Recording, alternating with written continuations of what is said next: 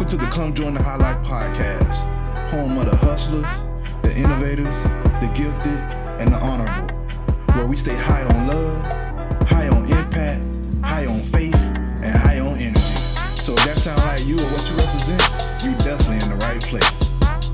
Welcome to the Come Join the HighLife podcast.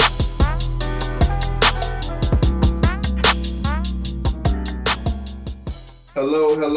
What's going on, beautiful people? It's your boy, Mr. HighLife Films. And it's your lady, Tramika. And we are here on another episode of the Come Join the HighLife podcast. I hope you guys are doing amazing today. How you doing today? I'm doing great. Yes, had a nice, productive weekend. Nice week as well. I'm super excited to get into this podcast because, we're gonna learn a lot. We're gonna get into it. We're gonna protect our stuff. You know what I'm saying? Gotta protect your assets. Gotta protect your brand. Gotta protect everything that you stand for, you live for. So that's your property. Okay. But so today I have a special guest for you guys. She's a good friend of mine. We've known each other for quite some time. I met her through the MMU morning meetup, and when I tell you, she know her thing when it comes to this trademark. She's an attorney. I know she does a lot of different different aspects of law, but when it comes to trademark, she the GOAT. Hands down the GOAT. She done help HighLife get it together. So you know what I'm saying. So I'm just letting y'all know. Watch how you talk when you talk about HighLife. I'm just gonna let y'all know that firsthand because I'm just sending you away. I'm just letting you know. But today we have my good friend El-Elyon. What's going on? All the way from the UK. Welcome. Hey John. Hey Tramika. Such a pleasure to be here and such a lovely introduction. I really appreciate it. But yeah, I'm El-Elyon, as George said, and I'm so excited to be here. I'm a trademark attorney and bar exam coach. And yeah, again, excited to join the HighLife podcast today. Yes. So before we get started, tell us a little bit about yourself. Like, why did you pick? I know you do a lot of, like you said, bar exam attorney. So you mean you help other lawyers pass the bar exam? Mm-hmm. Okay. So with that being said, like, why did you choose trademark? Of all the niches to go into, why trademark? I think trademarks actually there's two reasons. One reason is obviously I'm from the UK and I was licensed in New York. If you're doing New York law, you can, as a New York attorney, you can do law in New York, but trademark is a federal matter. So you can cover trademarks in every state. And when I first started, I was meeting business owners in so many different states, Georgia, California, New York as well. And I realized that if I restricted myself to just doing business law in New York, I wouldn't be able to help all the people who I was interacting with at that time. So I thought, you know what? I really liked intellectual property when I was in law school in the UK. It was one of my highest scoring modules, if not my highest. And I thought this is the time to step into something I already enjoy, I have an interest in, and now I have people who actually need the help. At first, I was just answering questions for people. That's how it started. And people would be asking questions because they knew I was a lawyer. And I'd say, I don't really do that, but this is what you do. And then I thought, well, why restrict myself? I was a bit afraid to go into all of the states, but then I decided there are people who need help. When it comes to owning your business and having a business and running a business, it's so important that you lay the foundations and make sure that you own the things that you're building upon. Just like with land, you buy the land. If you're building a house on it, you own the foundation, you own the land itself, and then you build from there so that you can potentially own your future. As you grow, as you build, you can go with confidence knowing that no one's going to come and snatch it out from under you. So I think that's why I got into it. I'm talking about you went from the UK of all the states, you went to New York. And they say if you can make it in New York, you can make it anywhere. So right. I love that. Yeah, absolutely. And trademarking is so important, especially with operating in your business, and you may be operating in your business for years and years, and imagine not having a trademark. So can you just tell us a little bit about what is trademarking and why is it so important for businesses? Absolutely. So trademark is basically it identifies the identity of your brand. So they define it as a source identifier. It's important because, let's say, for example, you have a brand, you have a name, you've got the HighLife or come join the HighLife, and there are other people who are operating with similar things, but they don't have as stellar of a reputation as you do. The whole idea is to be able to enforce protection by registering it as a federal trademark so that others know that it sets you apart from somebody else who might be a knockoff, someone who might be running some kind of HighLife brand, but it's nowhere near the quality that you have and the reputation that you've built. So essentially just protecting what you've built, making sure that you have the ownership over it in the arena that you're in, and then also setting, the whole point is just to not confuse people about who is who. And there've been so many examples where you think you're buying from one brand, but it's actually a knockoff brand. Their quality is not the same as the quality you might provide. If you haven't got that trademark, it's harder for you to stop these counterfeits or copycats from using the name and tarnishing your name in a way that confuses your customers or potential customers between the two of you. So it's just about having that ownership. You don't have to trademark, but I highly recommend it. If it's something that means something to you, then I would highly recommend trademarking your brand. So Yeah. What is the difference between trademark, patent, and copyright? okay, that's a really good question. So yeah, we'll start with copyright. So copyright relates to works like artistic works, literary works. So that'll be books, lyrics, poems, um, videos, things like that, things that are created. So if you think about the creative process, copyright is protecting what is being created out of a creative process, whereas trademarks relates to your brand identity. So by definition, things like a logo, I didn't know this at first, but logos specifically by definition is the icon or the image that relates to a brand. You have to have a business or a brand in order for a logo to exist. So if I just had a random picture, doesn't make it a logo. If it's affiliated with my brand, then it's a logo by actual definition. So trademarks protect the identity. So that's things like the name of a business, the logo of a business, the slogan of a business. If you have signature products, if you have a signature program, a signature drink, a signature collection, these are all things that can be trademarked because they identify the source of these items. This is the brand. So you're protecting the brand by trademarking. And then a patent, or I say patent, you say patent, I think, but I'm used to saying patent now.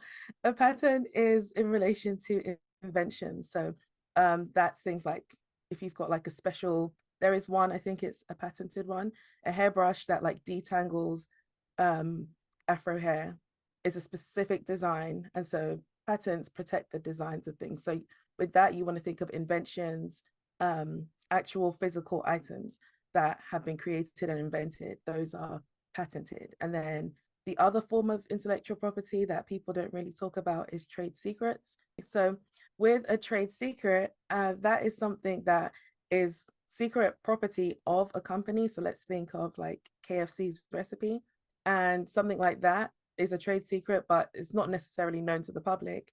You can't exactly register it with a trade secret office, but what you do have to do is protect it, make sure you've got things in place showing that it is a trade secret within the company. And then outside of that, then if somebody shares that trade secret, it could be an algorithm, it could be a recipe, then you'll be able to get protection or enforce your rights over that. So it's not as much like talked about as much, but it's also the other form of intellectual property. This is good. I was just gonna say it ain't talked about because it's a secret. Nobody wants you to know. They don't even want to protect it. They don't even want you to know. Right, exactly. So I love how you broke down, the different, the trademarks, the copyright, the patent, the trade secret. And I mean, that right there, that was just so profound because I actually didn't know about the trade secret. And just to kind of go into the trade secret, a little bit, like, how can you actually protect this trade secret, right? If you can't register, because if I'm not mistaken, you said you can't necessarily register the trade secret. So how can you protect the trade secret in the event that someone wants to steal it? Let's say. So with trade secrets, it's something that you have to do internally. So let's think about when Instagram or Meta released their Threads app, which is kind of like Twitter, um, and it's related to Instagram. And then Twitter then said Elon Musk was accusing Mark Zuckerberg of infringing on their trade secrets. The thing is, with Twitter, they had an algorithm or a source code that was on an open source network. I think it was on GitHub. Somebody had posted Twitter's algorithm or the way the coding works, right? So something like that could be argued that it was never a trade secret because it was in the public forum. A trade secret has to be so far protected. So the way that you do that is you have NDAs with any employees that come and work with you. Anyone who's got access to the information, there have to be things enforced in writing saying that this is confidential information and it's not to be shared outside of this organization. And then some people, like with recipes, I think KFC has their recipe locked away somewhere in a remote island. Just basically when it comes to deciding whether there was a trade secret. So say with this Twitter and Instagram thing, if they were to take that to court, the courts will look at, well, what did you do to actually protect this secret so nobody knew the contents of this information?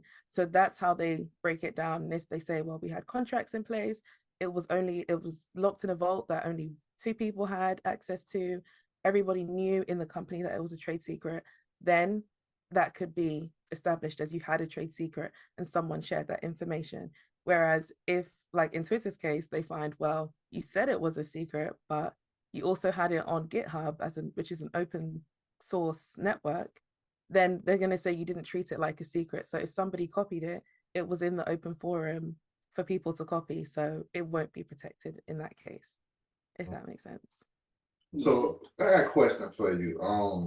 When you're going through the trademark, we're gonna get to about the trademarking process, but when you're going through the trademarking process, what I've noticed when you were helping me with HighLife is that they asked a question about how long have you been using it, and in my head I was like, dang, the only reason I haven't really been using it because I didn't want nobody to steal it. I mean, I used it to a certain extent, but I didn't really like everybody, hey, I didn't really like scream it from the mountaintops. How like this, hustler, innovator. I didn't do that because I knew I didn't have the trademark. So when it comes to getting your actual thing trademark, how important, not important, how is it okay to use it before it's trademarked? That's what I'm wanting to say. Yeah, that's a really good question. And it's one where I guess assessing the situation on a case by case basis is what's important. For you, for example, this is something you knew that you wanted to run with and build on. So I would definitely have recommended, once you did your research, once you knew you wanted to use it, go in and get that trademark. With people who are like playing around with ideas, they want to see, well, I wonder if this is going to take off. Let me start this, say juicing company. I've got a good name for it, but I don't know if I'll be in it for the long haul. And in that case, I wouldn't recommend for them to run and go trademark it because they're not sure if they're actually going to use it. And with trademarks, you have to show that you're using it in business. And 5 years down the line, they're going to check in. Are you still using this in business? And if you're not, you'll lose the trademark. Same way, after 10 years, they're going to check in again. Are you still using it? If yes, you can renew it. If no, then we're canceling the trademark. So if somebody doesn't know or they're not for sure that they want to keep going into the business, I would recommend really just doing some reflection, just deciding like, how important is this to me? If somebody stole this name and then I changed my mind and wanted to use it, how would I feel? Then if you know that actually I do want this brand and I do want to build on it, I would say just do the research and then put the trademark in as early as possible. So instead of hiding it, you can hide it for as long as you need. For example, like if you're researching and still trying to decide, but once you're solid on, yes, I want to go forward with this, after you've done your research and you can see that there's a chance you can trademark it, then you can file it. Another thing you can do is if you're not actually using it yet, you have the option to file on an intent to use basis, meaning I have this name, I like this name, I want to use this name, but I just don't know if I'm ready yet. I have no proof. I haven't actually started using it. So you can still file your trademark with the trademark office. They will then, you put it under a 1B intent to use basis, and you won't have to provide any evidence at that point. Once they've approved the trademark to say, okay, yes, this is trademarkable. I don't know if that's actually a word, but it's trademarkable. Once they've approved it, then they'll say, okay, you have 6 months to give us your evidence. If you don't have your evidence in 6 months of you using it, you can keep renewing. I think it's 5 times, 5 times more, which amounts to about 3 years. Until after 3 years, they'll be like, okay, if you don't have the evidence now, you're going to have to lose this and file again when you're ready. But at the very least, it puts a placeholder and says, like, okay, this person is going to use this trademark. You're in the line, and you'll at least have the option to register it once you're ready, as opposed to not doing anything. And then in that time of waiting, a whole bunch of other people start, throwing in the same trademark, and then you're behind in line. So This anyway, is trademarkable. That might be a shirt right there, girl. I might put that on a shirt. If it's trademarkable, we can help you.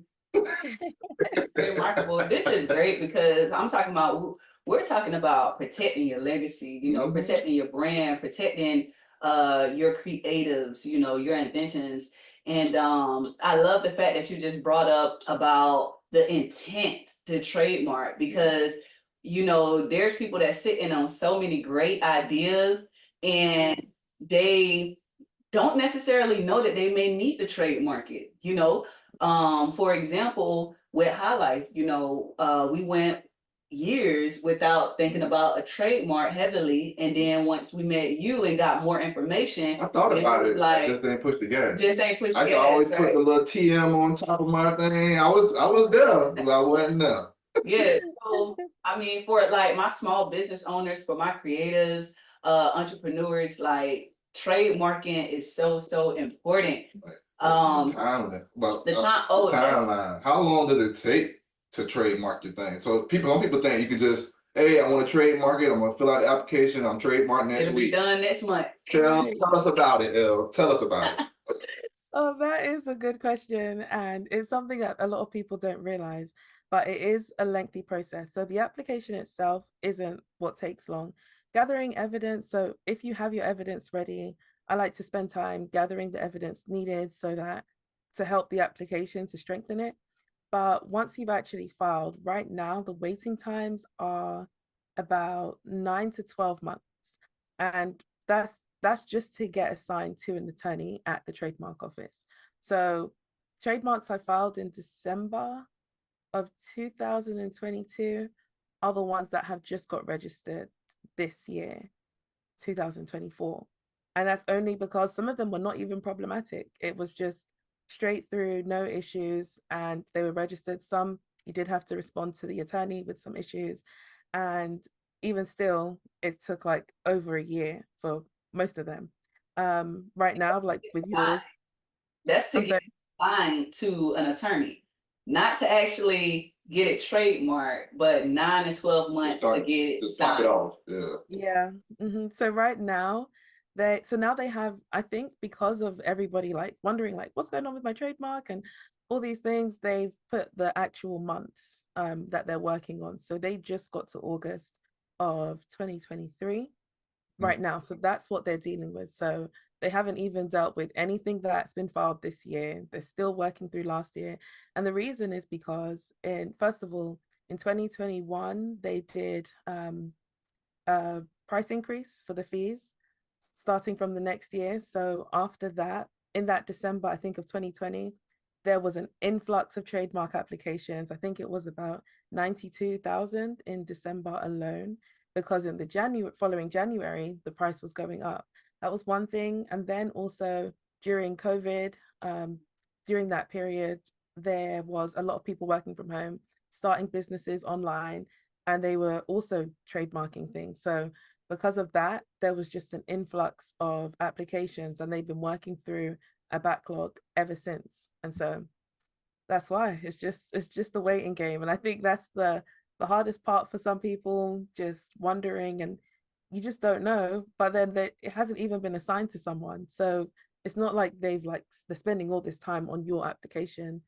You're just waiting for it to get assigned. And then once you get assigned, Yeah. it then depends on the examiner, like how much workload they have to get through, what they prioritize.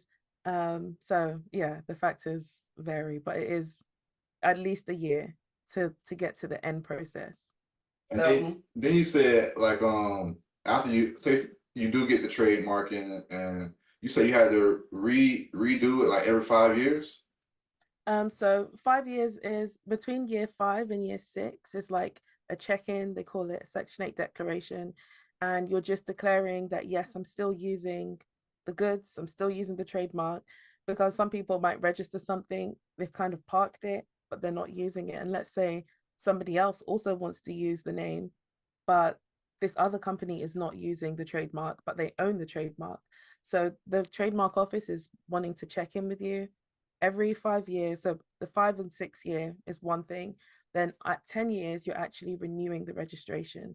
Mm. So you have to pay a fee. I can't recall off the top of my head. I think it's about $300. You renew it for another 10 years. And then again, in that year 5 and 6, they're just checking in because a lot of people start businesses and they don't carry on. Some people are holding on to the names and they don't want that to happen. So let's say between year 5 and 6, they said, show us your evidence of how you're still using it right now. If they can't provide the right evidence that will satisfy the trademark office, then the trademark can get cancelled and it opens it up to somebody else to use. So, for example, the trademark I registered for myself was actually a trademark that was in existence back in 2013, and they didn't renew it. And I was waiting. I'm like, oh my gosh, I can't believe this is trademarked. And I was just keeping an eye on it. 10 years is coming. Are they going to renew it? Are they paying attention? They didn't renew it. So in 2023, then I was finally able to go in and get it. So now I'll own the trademark. So just because he wasn't using it anymore, he was ignoring all the notices. So I swooped in and I got it. So that's how it's so just that is information, and I want to get back to that. But my question is, can you sell your trademark? you can sell, yeah, you can like change the ownership. So they call it a transfer.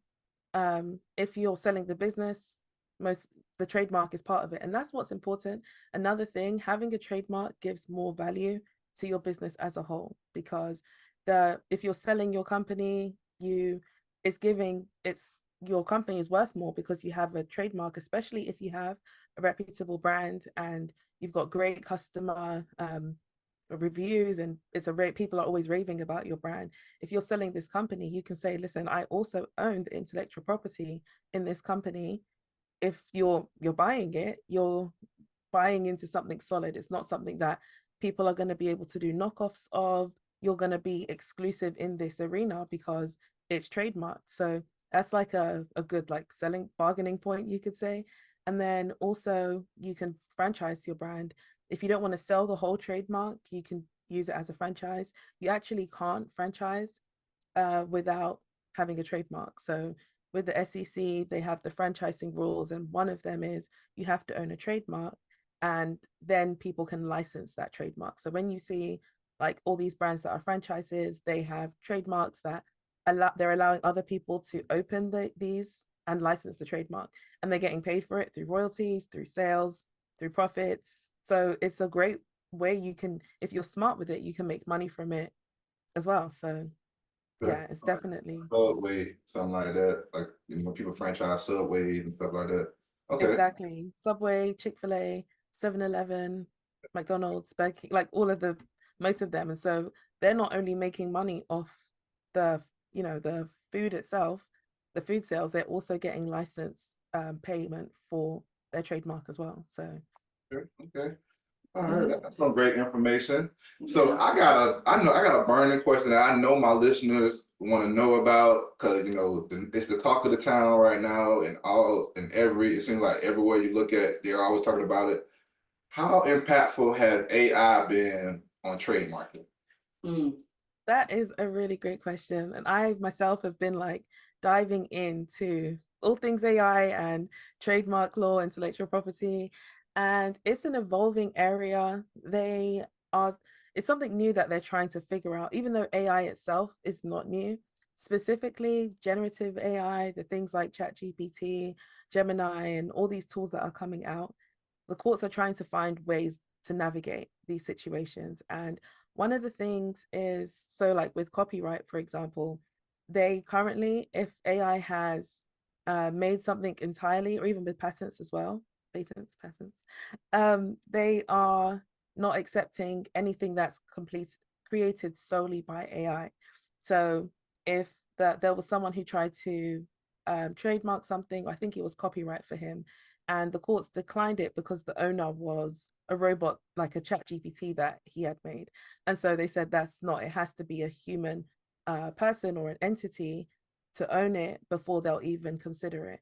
In other ways, with like trademarking is a bit different. With like logos and stuff, one thing that is really interesting is a lot of these companies, like AI companies, I think there's one, I won't mention the name, but you can have a logo created with AI entirely, and you pay, I think, $60. And once you pay that, the logo is yours. And you think at that point, you can go and trademark it. But if you read the fine print, all the way down in the bottom, it's like the really small fine print. They say that they still own the right to everything, any logo that's created. And on top of that, they say they haven't done any searches to see if this is a conflict with another logo in the trademark database. So not only are you not fully owning the logo that you're paying $60 for, it could be infringing on 100 trademarks and you wouldn't even know, because they're saying, oh, we're not taking responsibility for this. AI's created it. We haven't cross-checked to see if this is infringing on someone else's mark. And so if somebody then went to go and trademark that, thinking, oh, AI created this for me, so it must be unique, but it looks just like someone else's that's been in there for 10 plus years, then they're not going to be able to trademark it. So people not paying attention to things like that. When it comes to AI, you do have to be very careful. Like if you're writing things like ebooks, just add your part to it. Make sure there's something in there, because the difficulty is, and there's been so much debate around this, especially with copyright, because of a lot of this stuff is written. So like ChatGPT, you get a whole bunch of you can ask it for anything. People write ebooks with ChatGPT, but if the same person put in the same, some different person, sorry, put in the same prompt as somebody else, and they both got the same thing, and they both have these ebooks, and they both said copyright, it's like, who owns it? And so that's where there's a difficulty. And then taking it a step further, on the other side, you've had people like James Patterson. He's a crime author, if you're familiar with him. He sued some of, I think, OpenAI and another company, because a lot of the inputs that are going in are actually infringing on other people's copyrights. So it's not just about the output, it's also about the input, because they're data scraping. A lot of these like AIs, I don't know what to call them. The AI, they data scrape, they collect information from the internet. If somebody has published someone's written book that they've written themselves, and this AI system is gathering it and then regurgitating it into somebody else's output, and they go and try and copyright that, if there's a crossover, then they're infringing on someone else's trademark. So it's like there's so many moving parts to it. I find it so interesting. I sat in like an 8-hour panel discussion about it. And right now, the courts are just trying to figure it out and see the best way to move forward and how to evolve the laws so that it can protect people who have already created stuff pre-AI, but also protects people going forward. And how can people be creative and use these great technologies to their advantage and not be slammed with copyright infringement all the time. So this is really going to separate the creatives from the non-creatives, because exactly, when you're creative and you're naturally creative, you're going to put your spice, you're going to put your language on that thing. But if you're solely dependent on AI, then like you say, you could be getting repetitive information. You could say, write this book like you, James Patterson. yeah. Exactly. And Yeah. so, yeah, that was a great point. Like that was definitely, because I find myself on AI, or I find myself on these different platforms in regards to Chat GPT, And if you do have the same Canva as well. Another one too. Using a lot of other people's ideas and then making it to your own. You know what I mean? So yeah. I love the fact that you brought up the logos though, because ChatGPT create logos. But the thing about it too, though, with the logos, a lot of people don't know that the person that created the logo has the actual rights to the logo. Like, you know, a lot of people don't talk about that. They just say, oh, somebody made me a logo. I paid them, like you say, I paid them $60. I got the logo. Like, I can make somebody else a logo. I done made people a couple logos. ChatGPT. Using ChatGPT, using Photoshop. Okay. You know, where I've created people's logos and unwittingly, they don't know that I actually still own the logo because I never, you know, I don't know the exact term. I know you probably helped us out with that. Transferred the copyright. Yeah, there you go. So a transfer, I never did a transfer of copyright for them. So if they ever sold their company and made an X amount of dollars, I could be like, hey, I'm entitled. That's my logo. Now don't forget about me. Yeah.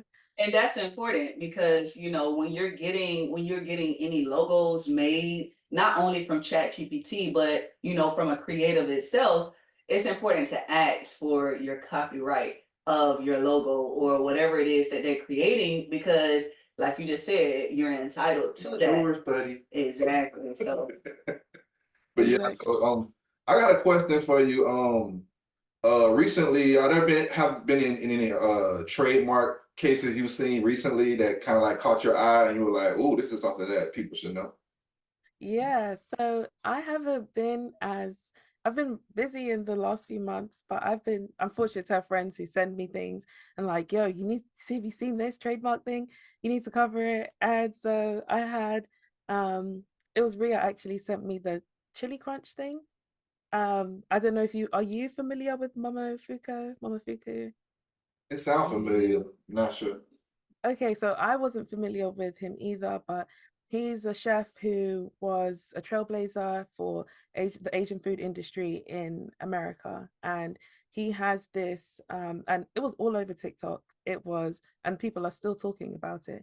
So, you know, they have that chili oil, like when you go to Asian like food spots, maybe in Chinese ones, it's like the oil with the chili inside it. But it's the same thing that a lot of these small businesses were creating. And so apparently in the last few months, he's been sending out cease and desist letters to anybody using Chili Crunch. So his is called Mama Fuko Chili Crunch. That's what his is called. Some other brand, they could be called Hermaya, I think was another one, Chili Crunch, and different companies with different names of Chili Crunch, because it's like ketchup or mayonnaise, right? So with that, he's been sending cease and desist, and a lot of these small businesses started speaking out like, we really admired this guy. This like he's I think he had a Netflix documentary. He had built a lot for the Asian food culture in the States. So for the fact that now he's cutting them off and stopping them from making money off something that is within their culture, a lot of people are really like angry about it. A lot of people are using their grandma's recipes. This is not, no one's copying him. It's just what it is. And so there's been lots of debate around it. The thing is, with something like Chili Crunch, it's descriptive because it's crunchy and it's chili. So ordinarily, the trademark office probably shouldn't have let it be registered. But the caveat is there was actually a Mexican lady who registered it in 2009, I think, or 2015 for a Mexican chili crunch, but she spelt it Chile. So he ended up buying it off her because he was trying to sue her. She was trying to sue him. It was a whole lot, but he had a big company behind him and she was just a small Mexican business. So she said she couldn't afford to fight anymore and she sold him the trademark.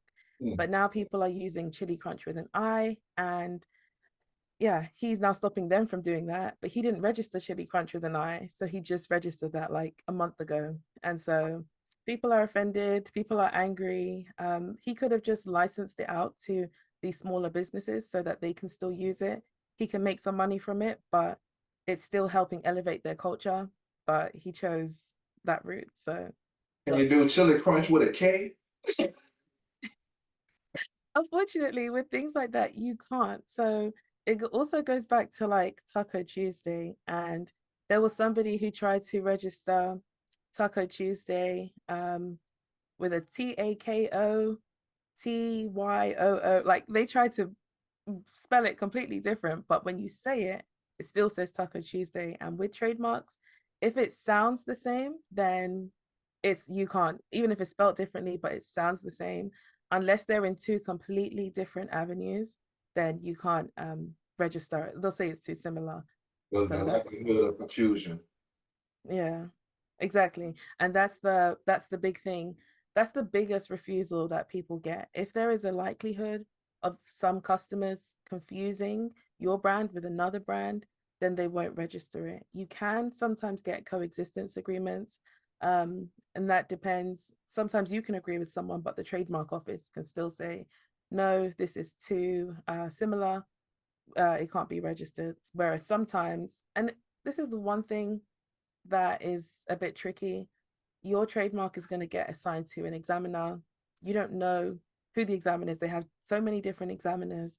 And I've seen different cases dealt with differently based on an examiner. It could be like very similar. One examiner says this and one examiner says that. So it's just about, I don't want to go too much into that because they're all supposed to be doing one job, but you just never know how it's going to go. But ultimately they go by, there's tons of cases, so you can argue your way out of almost anything, but it also depends on the examiner you have. So Yeah, I was going to say too, because I remember you were telling me something about, once you get the response from the examiner, you go and you start looking at, the different cases that the examiner has done. So if the examiner says, even if you do have an agreement with someone and the examiner approves it, now the future person that might come for another case is going to be looking at, well, you let them go through, so why you going to let mine go through? So you got to think of it like that for the examiner as well. exactly, that's a really good point. And that's how a lot of these cases, some of them they say, unless it went all the way to the end, to like the Supreme Courts, they're not like quotable. You can't actually use that as an argument. But there are ways to still like point out, like, hey, this trademark, and I like to give examples, showing them going through the database, screenshotting one registration versus another registration, and saying, well, this is like the same thing. This is exactly the same scenario here, and they can say, oh, this person has quoted this case, however, it's not citable, but we'll take note of it. But then it makes it harder for them to refuse. I personally like to go in. Somebody recently called me a velvet sledgehammer. And I think that is, now that I know what it means, the approach that I take. I'm very cordial. I come in with respect for whoever I'm dealing with, whether it's the examiner, another opposing company. But then I also come in with the facts, with the cases. I come very well prepared, but I'm always come with an approach of let's see how we can make this work. And I find that approach works much better than you have to register this because this says this and you must. I'm always like, respectfully requests based on these, please see. And I build rapport with them so that we're all on the same team. And actually the trademark office, they say this often, they get rewarded for approving trademarks. They don't want to like reject trademarks. You don't, even though you might feel like, oh my gosh, they don't want my trademark registered, they want to promote the registration of trademarks. So yeah, if you go with them like, how can we make this work, then it's a better approach than just either giving up or just going in all guns blazing. So Yeah. I think that that's a nice approach because when you're dealing with business, first and foremost, you want to get business done. And you don't want to come rude or nasty because then the other person may not want to they're going to make your life, A little bit harder. a little bit harder. exactly. But, that kind of, to the point that you previously stated, patience is a virtue. Whenever you get in a trademark, it's important to have patience because not only do it take, 9 to 12 months for your case to be assigned to an attorney, you also want to make sure that it's completely different from any other trademark that may be, in the world. Likely of confusion, like how you just said. And when you're dealing with getting trademark, it's important to, have that patience and have that understanding. And should I ask, because sometimes communication between the attorney and the actual business owner that is looking to get trademarked, sometimes the communication, how important is the communication, let's just say? That's why I like L, because that's why I had a discussion with a couple other trademark attorneys, and they just didn't. It was like as soon as I talked to L, I felt confident that it could get done. So it just I wanted you to talk about that. Like when someone comes to you and they want to get a trademark, how does that process look? Like what are the first couple things that you do? How does that discussion look? So I like to be I like to be realistic. I'm always excited actually when someone comes to me to trademark something. That's my first like emotion is excitement. Okay, like I'm really proud of you, happy for you. Like let's see what we can do.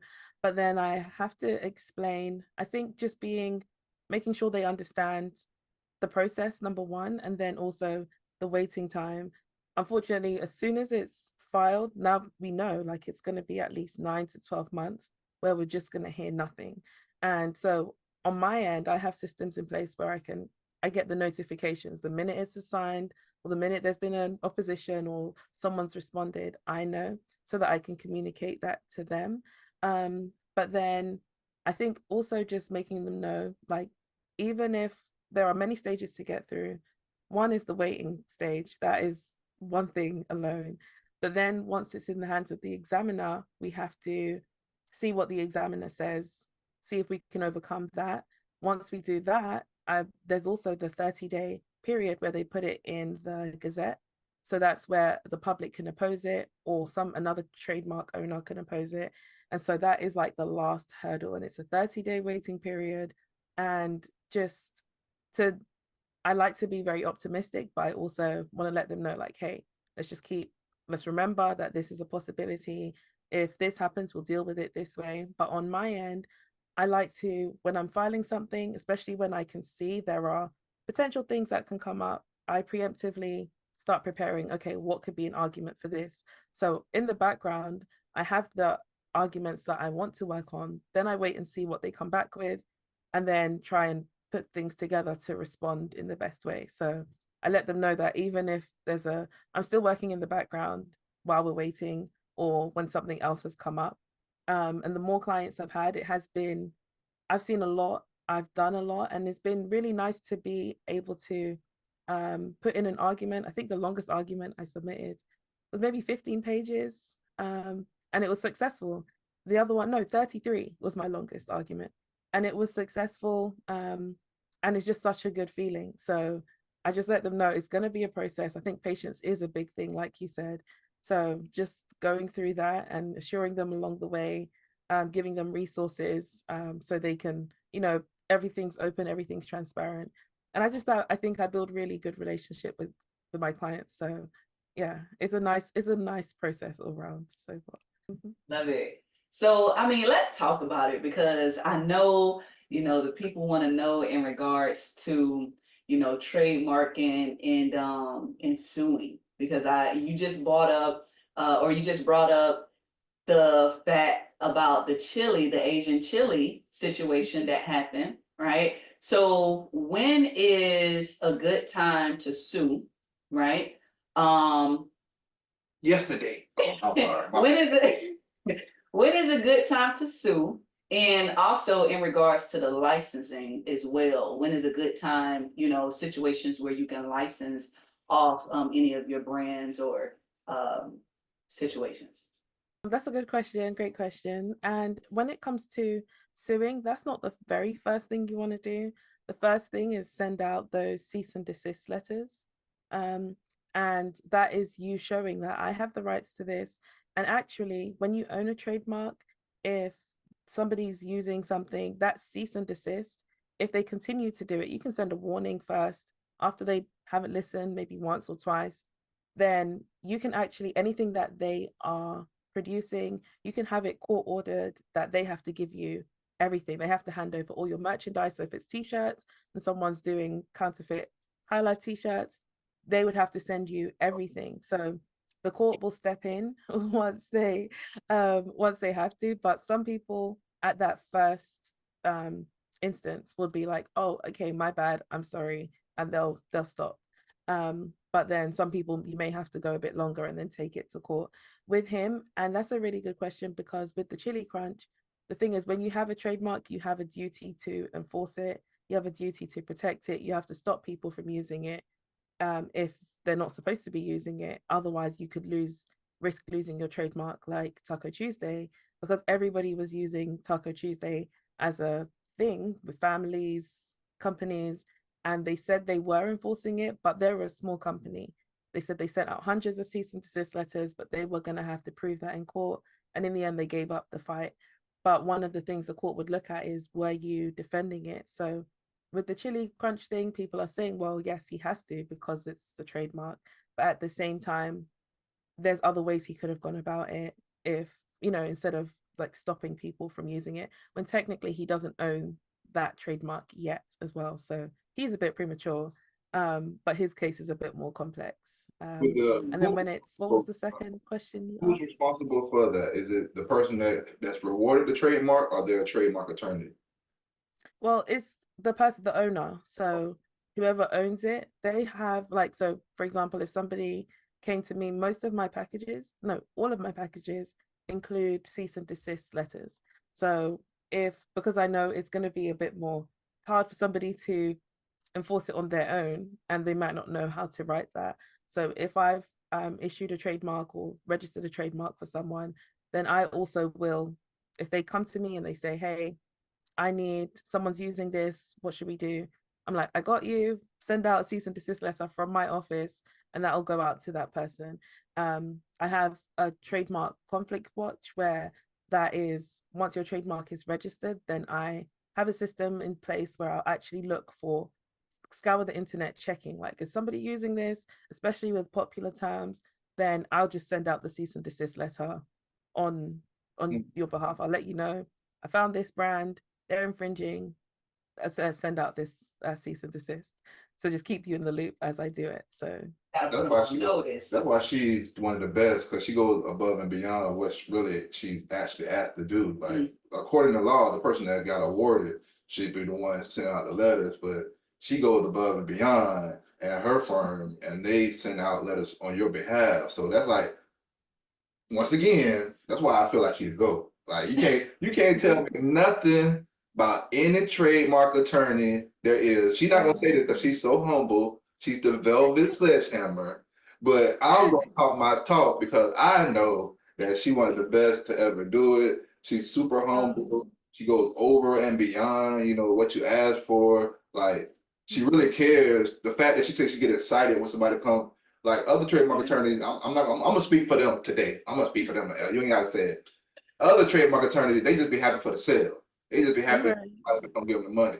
Elle goes out of her way, and she's happy that you're actually doing something that's gonna protect you, that's gonna actually help your family, like, it's gonna solidify, like you say, your foundation. Yeah, so building your legacy. if that ain't enough, that's a sales pitch right there, and I ain't getting nothing for this. I'm just telling y'all how it is. I'm just keeping it, 100% raw with y'all, let y'all know that if I'm gonna trademark anything, the first person I'm gonna talk to, I don't care if she in the UK, she in Atlanta, she in New York, I don't care where she at, I'm gonna hit her up. I'm like, hey, I got a question for you. And every time she answers. So, yeah, absolutely. And let's talk about it, since you highlighted that Elle is in the UK. So for my attorneys that may not be in the US, right, that may be in the UK or any other countries that can do business here in the US, how can they get into law, doing law business in the US?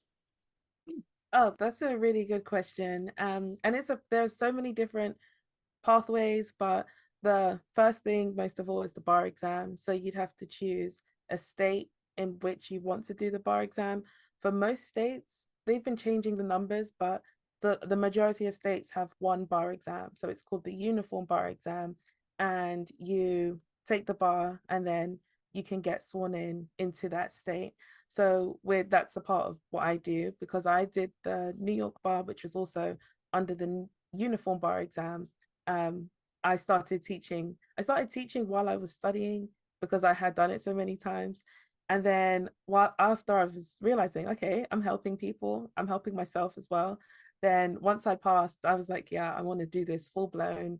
Continued with the YouTube channel. So the best way is to start with the bar exam, find out, and it varies on countries. The UK is easiest to transfer your qualifications to New York, California, and I believe Texas. Um, but then other countries may have other agreements with different states where it's easier for them to come in that way. But the ultimate thing is to find which state will accept you as a foreign lawyer to do the bar exam. And then if you need help with the bar exam, then I'm obviously here to help as well. I've put stuff on YouTube and then one-on-one coaching too. So How long have you been teaching, helping, well, how long have you been helping people pass the bar exam? So I was actually tutoring in the UK from when I was in my third year of university. So that was like maybe 15 years teaching law. I've been teaching law here. So with the bar exam, I started in 2019. So that'll bring me to like 5 years teaching, coaching, and is one of the more rewarding. I really enjoy it, especially because I went through so much like in that period. I underestimated it. I There was just so many things going on. But the thing for me was I went through so many mistakes. Mm. Like even things like typing and increasing my typing speed.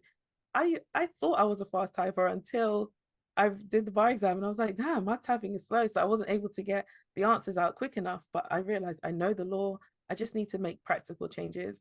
And so when I see someone struggling with maybe timing of like doing 6 essays in 3 hours, I feel like I've been through all the mistakes so that I can help them um, get through. So I think that's the most rewarding part. Yeah, that sounds like a whole podcast right there. Yeah. Shoot. Part two. You cannot be a good coach without not making mistakes. Like, you have to make mistakes. Yeah.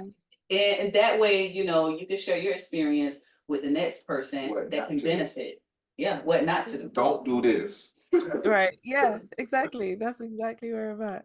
Absolutely. I love it. I love it. I mean, this has been a great podcast, tons of information. Yes. If you have any questions, you can make sure that you guys do put your questions below in the comments. And listen, I know that you already know, but however, HighLife stands for hustler, innovator, gifted, and honorable. We are high on love, impact, faith, and energy. Which one of those acronyms resonate with you the most? Okay, so I would have to choose. I'm going to break it down between high and life. For high in the high, I think I would say innovator. I thought I'm a bit of both. I'm a bit of everything, I reckon, but really, like I've noticed when I have a problem or when people have problems, I really do like to go above and beyond to find innovative ways to let's find solutions. Let's not. I just really like to find the solution, focus on it, even if it means building something completely new. I'd rather put myself through that to especially if it's going to help someone else. So I'll go with innovator. And then for life, definitely love. I feel like I'm always high on love. I just operate out of love. Love just is like the answer to everything. So definitely love is a driving force in I love what I do. I love the people I help. And I think that just comes together to make me keep going even when like I'm tired or something. So yeah. That's right. Yes. Problem solver and yes, high on love. Yeah. I was gonna say I co-signed when she said that I'm a little bit of all of them. She's a highlighter. Definitely. Definitely a highlighter. Let everyone know where they can find you, how to get in contact with you, and what do you have going on coming up. Yeah, so let people know. Awesome. So you can contact me. My name is El-Elyon Esq on Instagram and on YouTube, and slowly feeding into TikTok as well. And currently I have just like my trademark packages if anyone wants a consultation, but I'm also working towards finding ways to I have a YouTube channel, so I'm helping give the information for people that are just looking, just browsing, maybe you're in that research stage. So definitely go to YouTube for just free resources on how to do things and why to do things. Yeah, and I think that's pretty much it. Y'all heard it, folks. Yeah. When I tell you, I could talk to Elle for a whole nother hour, and we probably still be at the tip of the iceberg. Like, this is just a little of the greatness of El-Elyon and her knowledge of trademarking, her knowledge of passing the bar exam. If you're an aspiring lawyer and you need to pass that bar exam, you don't try to 1, 2, 3, 4, 5, 6, 7, 8, 9, 10, 11, 12 times, and you still ain't passed Don't it. give up. Don't give up. First off, don't give up. Second of all, you need to hit up El-Elyon and make sure you tap in with her, follow her Instagram, her YouTube, all those great things. And thanks again, once again, for having you on here. We definitely gonna have you come back on here again because I know we're gonna get some great questions. And I just want to keep, locked in. We can talk about the HighLife journey, and and how we're going through our trademark process and everything else that we got going on. So definitely appreciate you, Elle. Thank you so much. Thank you. Thank you so much for having me. I really enjoyed it. Thank you so much. Awesome. And this has been another episode of the Come Join the HighLife podcast. I am Mr. HighLife Film. And I'm your lady, Tramika. Do something today that your future self will thank you for. And please don't forget to put some respect on your mind. Hey, come join the HighLife.